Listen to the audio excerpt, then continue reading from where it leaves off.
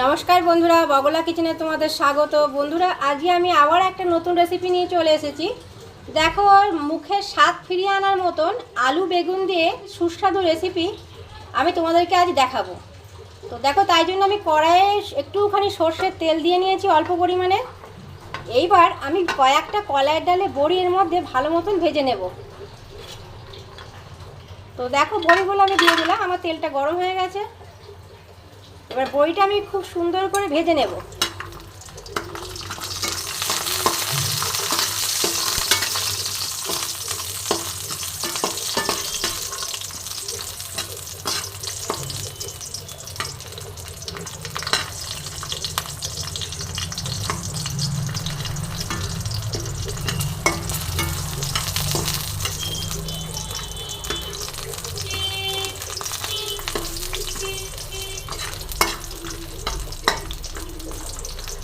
তো দেখো বন্ধু, বড়িগুলো আমার ভালো মতন ভাজা হয়ে গেছে। আমি আর বেশি পোড়াবো না, মানে খুব বেশি আর লাল করার দরকার নেই। এবার আমি বড়িগুলো তুলে নেব।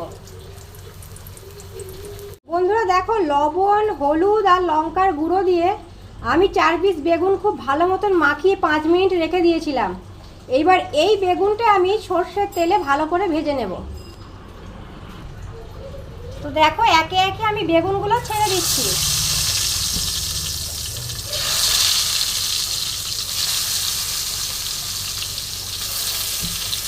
খুব ভালো করে আমি ভেজে নেব।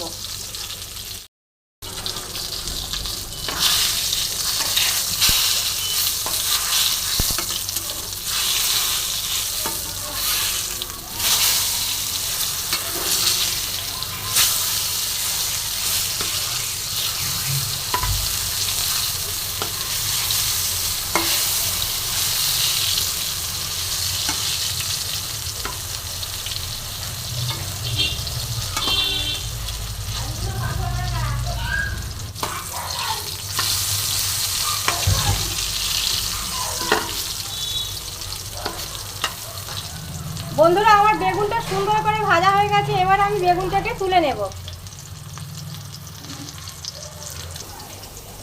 দেখো, সুন্দর করে বেগুন আমি ভেজে তুলে নিয়েছি।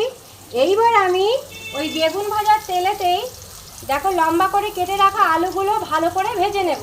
আর সাথে আমি আলুতেও বেগুনের মতন লবণ আর হলুদ দিয়ে দেব, মিশিয়ে নেব। তো দেখো, আমি একটু লবণ দিয়ে দিলাম আর দিয়ে দিচ্ছি একটু হলুদ।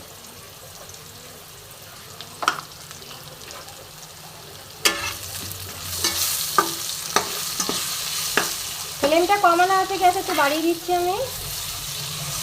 দিয়ে সুন্দর করে বেগুনের মতনই ভেজে নেব।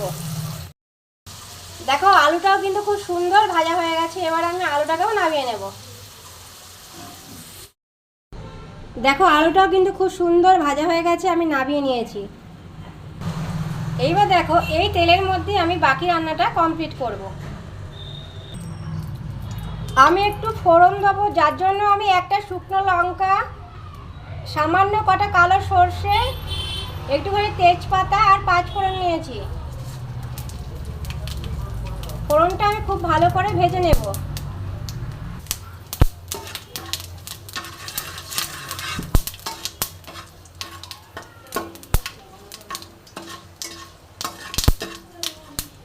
দেখো, ফোড়নটা খুব ভালো মতন ভাজা হয়ে গেছে। তো আমি এতে অল্প পরিমাণে জল দেবো।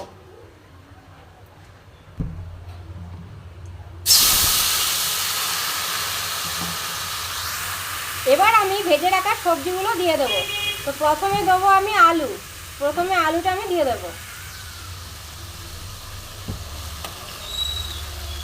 দিয়ে আমি একটু ঢেকে দেব। আমি ঢেকে দিয়েছি।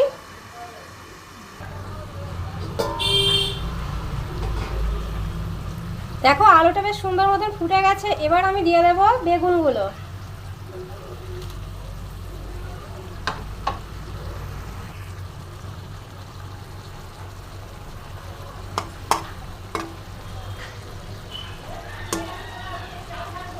এবার এর মধ্যে আমি দেব তেঁতুলের পাল্পটা। দেখো বেশ একটু ঘন করে গুলে রেখেছি আমি তেঁতুলের পাল্প। বেশ খানিকটা, তো আমি এতে দিয়ে দিলাম। আর সাথে দেবো আমি ভেজে রাখা বড়িটা।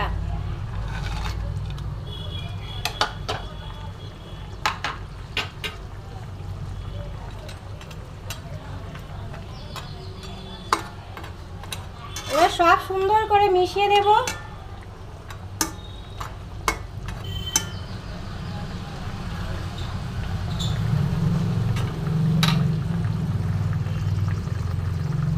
আমার ফ্লেমটা কিন্তু মাঝারি করা আছে। দেখো আমি সাথে সাথে দিয়ে দিচ্ছি আর একটু লবণ।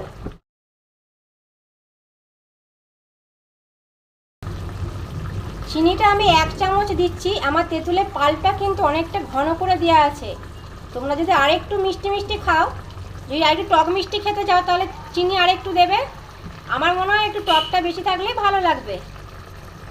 তো আমি আমার পরিমাণ বুঝে আমি চিনিটা দিলাম। এবার দেখো 1 চামচ কালো সর্ষে বাটা আমি একটু জল দিয়ে গুলে এর মধ্যে দিয়ে দিলাম।